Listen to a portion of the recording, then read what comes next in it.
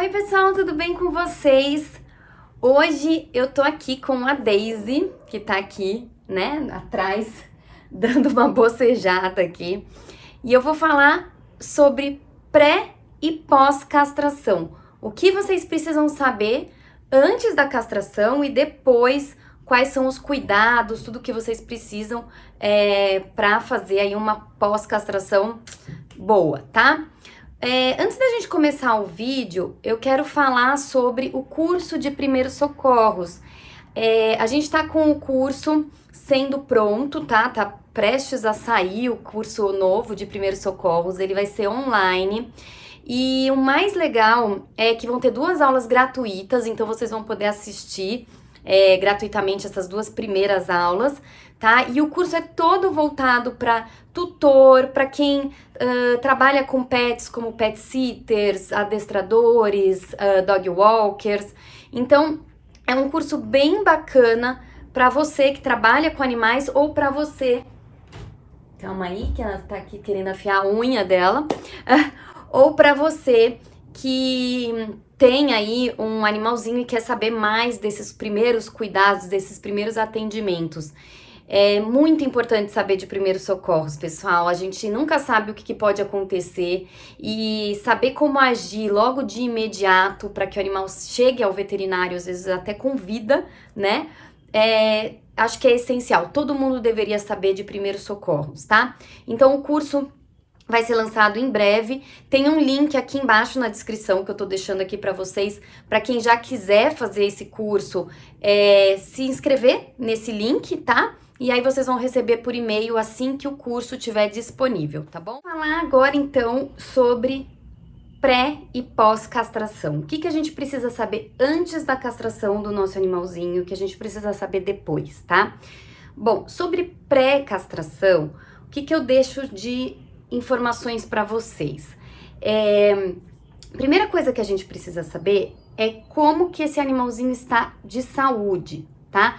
Muitas vezes vai ser pedido pelo médico veterinário alguns exames, como hemograma, ele vai querer saber como que tá o coração, então ele pode pedir um eco, ele pode pedir um eletrocardiograma, tá? Então ele vai querer saber como que tá o coraçãozinho desse animal, como que tá aí, se ele tem uma anemia, se tem algum probleminha aí que possa aparecer nesses exames, para que a gente saiba que esse animalzinho tá indo em boas condições para a cirurgia.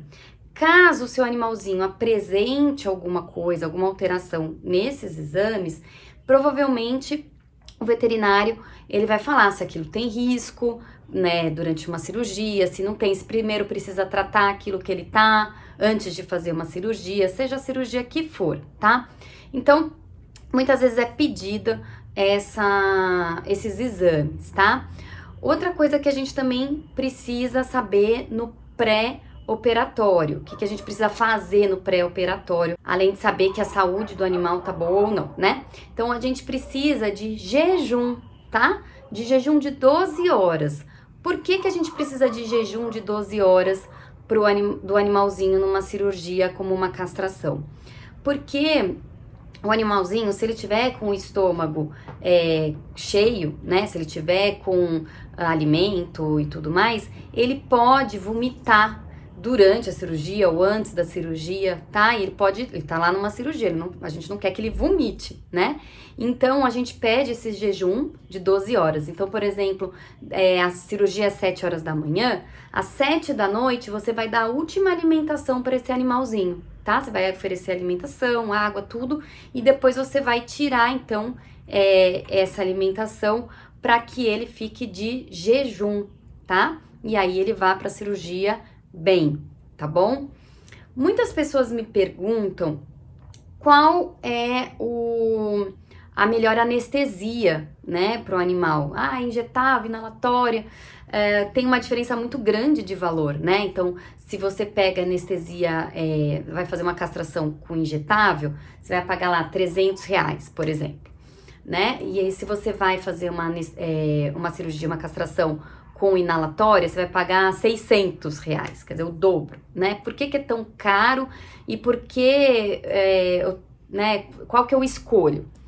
Bom, Primeiro que é mais caro, porque você vai ter que chamar um anestesista, né, para fazer a anestesia inalatória. Normalmente, o veterinário que tá fazendo a cirurgia não é o anestesista que tá fazendo a inalatória. Então, você tá chamando um outro profissional que vai estar ali disponível para cirurgia, tá? Então, é evidente que vai ficar mais caro. Andressa, mas faço com inalatória, faço com injetável? Bom, a injetável, ela não tem um controle tão bom quanto a inalatória. A inalatória a gente controla muito bem a anestesia, os batimentos cardíacos, você vai monitorando o animal o tempo todo e você vai conseguindo fazer esses controles. É muito mais segura a anestesia inalatória do que a injetável. Então significa que se eu fizer injetável, meu animal vai morrer? Gente, não dá pra te dizer se o animal vai morrer ou não em nenhuma cirurgia, porque a cirurgia tem sempre um risco. Sempre colocar um animal numa cirurgia, você tem que assinar um termo de que você tem ciência de que existe risco, tá? Então, claro que se você tá falando de uma anestesia para um animal jovem, né? Um animal que não tem nenhuma doença, um animal que tá bem de saúde, então, e jovem, o risco é muito menor de uma anestesia injetável, né? Por quê? Porque a gente tá falando de um animal saudável.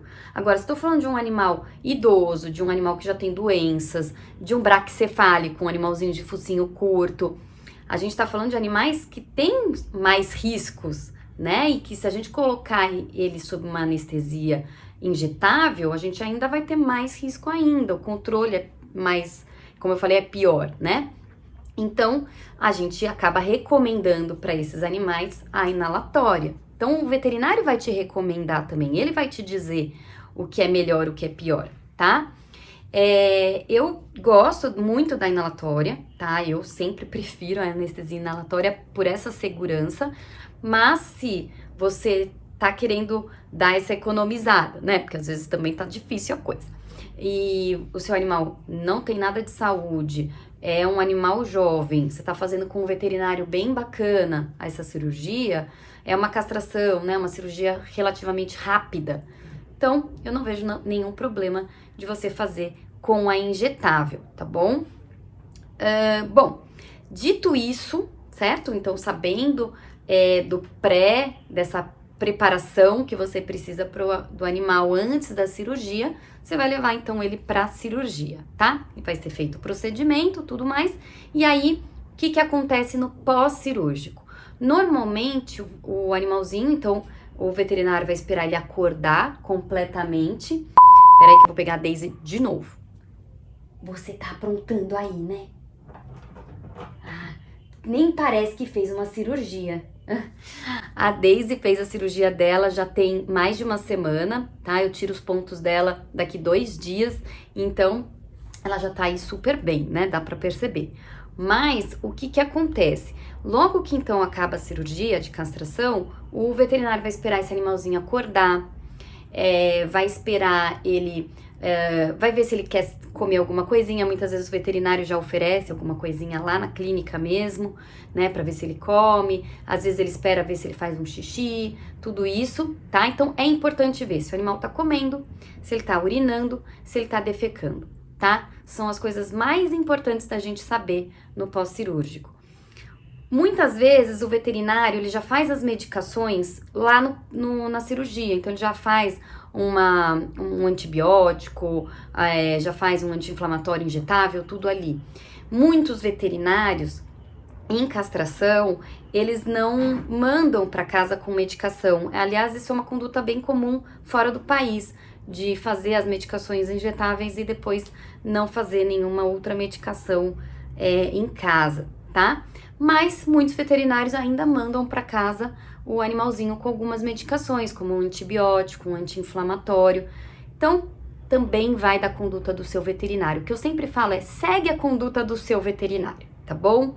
Não fiquem querendo seguir uma conduta sua ou que você viu na internet, tá? Segue a conduta do veterinário, tudo bem? Se ele falar que tem que fazer uma medicação, ai meu Deus do céu, você faz a medicação. Se ele falar que não tem que fazer a medicação, beleza, você fica só observando o animal. O animal com dor, ele não vai comer, ele não vai querer fazer xixi, cocô, não vai querer se levantar, né? Mas é comum, nos primeiros dias, o animal tá mais quietinho, né? E é melhor, tá? O pós-cirúrgico, o animal tem que ficar em repouso.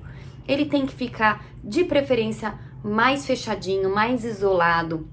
Escolhe um quartinho aí para ele não ficar querendo subir nas coisas, para que ele não fique sendo manipulado por ninguém o tempo todo, pega no colo, põe no chão, para ele não ficar subindo e descendo das coisas. Ele tem que descansar, tá? Ele tem que ficar em repouso. Quanto mais ele repousar, se alimentar direitinho e tudo mais, melhor vai ser a recuperação desse animal. Se você deixar ele agitado, brincando, jogando bolinha, fazendo coisas assim, a recuperação desse animal vai ser pior, tá? Então, repouso, tá bom? Logo depois da cirurgia. Outra coisa também importante da gente dizer, a castração de machos é muito simples. Muitas vezes o veterinário nem dá ponto na bolsa escrotal, é comum isso acontecer.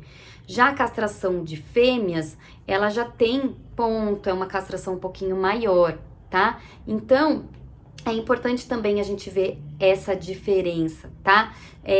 Em ambos os casos, é legal a gente pôr ou um colar cervical, que é a tal do cone, para que ele não lamba essa ferida, mesmo que não tenha pontos, tá? Porque a ferida tá ali, tá aberta, então pode ficar entrando bactéria e essa ferida não se cicatrizar, né? Ou a roupinha cirúrgica, como a da Daisy nas fêmeas, elas detestam, tá? A gato, então, odeia a roupinha cirúrgica, mas a roupinha cirúrgica protege os pontos. Não deixem o animal ter acesso aos pontos, porque ele vai mexer, tá? Ah, mas o meu é muito bonzinho, ele não mexe. Ele vai mexer, porque os pontos coçam, os pontos incomodam, tá? Então, na primeira oportunidade que ele tiver, ele vai lamber, ele vai tentar puxar esses pontos. E ponto que abre é chato. Pode não acontecer nada, né? Porque já tá ali mais sequinho e não acontecer nada. Como pode simplesmente abrir ali a pele, você ter que voltar pro veterinário para ele dar uma olhada, ver o que precisa, dependendo do tamanho do corte, né? Pode ser que ele tenha que dar mais um ponto de novo, né? Não sei. Mas é importante que ele não mexa. Então, deixa de colar.